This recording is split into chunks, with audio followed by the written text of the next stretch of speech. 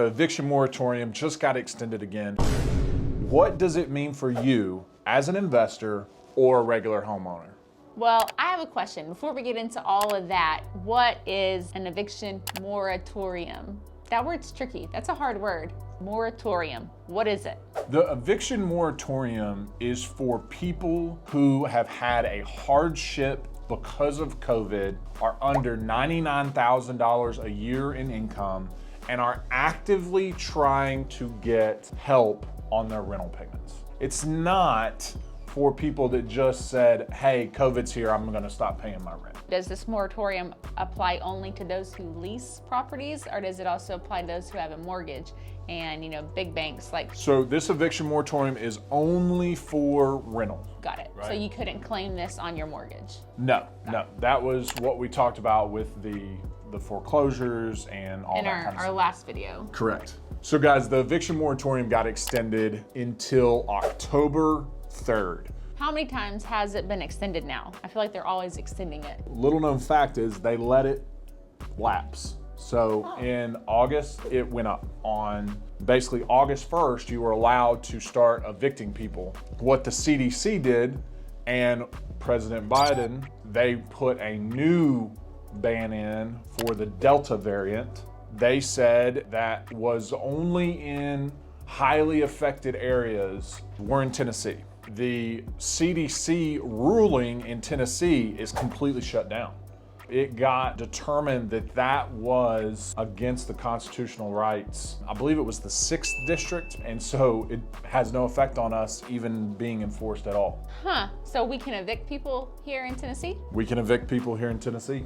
Are there other states that are also like that? There are other states that are like that. I believe Ohio, Tennessee, Kentucky. There's a couple of more that are in there. According to the Census Bureau, there are 11 million Americans who are delinquent on the rent. I guess late is what you would call it instead of delinquent.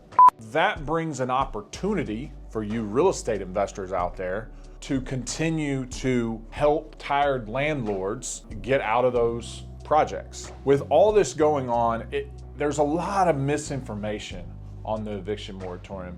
If you're not in a highly blue state, in a highly blue area, it really boils down to each individual area, whether or not they're gonna allow evictions or not. Because the CDC has absolutely zero authority to impose a eviction. Correct. President Biden even said that they overreached on the eviction moratorium. Interesting, I did not know that. Now that we went over what the eviction moratorium, what it actually is, not just a bunch of misinformation, what does it mean for the housing market and what does it mean for you as real estate investor or just a regular buyer?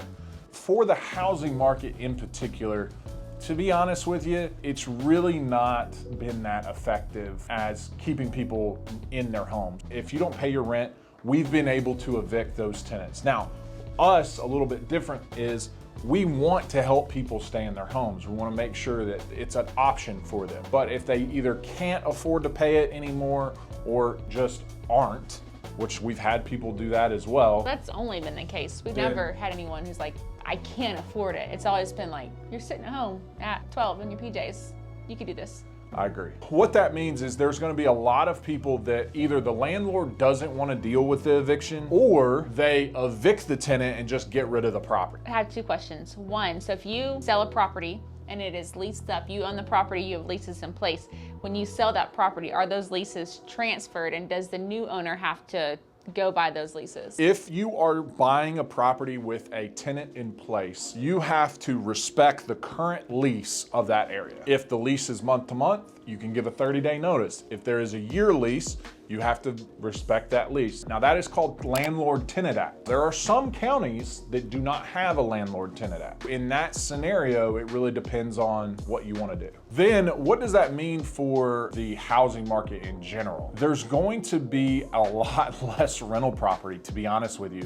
Who is going to be the recipient of getting evicted and selling these properties? A lot of these properties are going to go to homeowners. So the market pool is going to shrink a product that is available for rent on a lower level. Most of my tenants are paying between $800 and $1,000 a month, which is a very reasonable rent. But if I was to sell most of mine are going to go to homeowners because they're gonna be wanting to get a very good price property, not to another landlord that's going to rent it. So I think it's going to continue to squeeze the market in the rental market, and I think rents are gonna continue to rise. So if you're in the market for some multifamily, some single family, anything like that, I feel like now is a great time to stay on the lookout, but keep your numbers. Underwrite for the current market, not what it could be. Now, for the regular non-investor people, what does it mean for you? The regular non-investor people that are buying homes, I think it's gonna mean an increase in inventory. I do too. I don't necessarily know that the housing market is gonna go down because the inventory is so low, but I think there will be an increase in inventory of landlords saying, I'm done, I don't wanna mess with this anymore, and somebody can go in and get a really good opportunity on a house. The market will finally start to even itself out a little bit. Absolutely. I don't think prices are ever gonna go back down to where they were pre this situation, but I think it's not gonna be so astronomical, 100,000 above asking price. It's gonna start to level out a little bit. That makes me happy.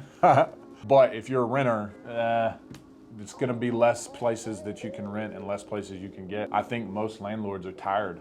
They're tired of being put to the bottom of the barrel, so to speak, Yeah. and what the government's doing. Guys, if you found value in this video, hit the like button, hit the subscribe button, and leave us a comment. Thanks for watching.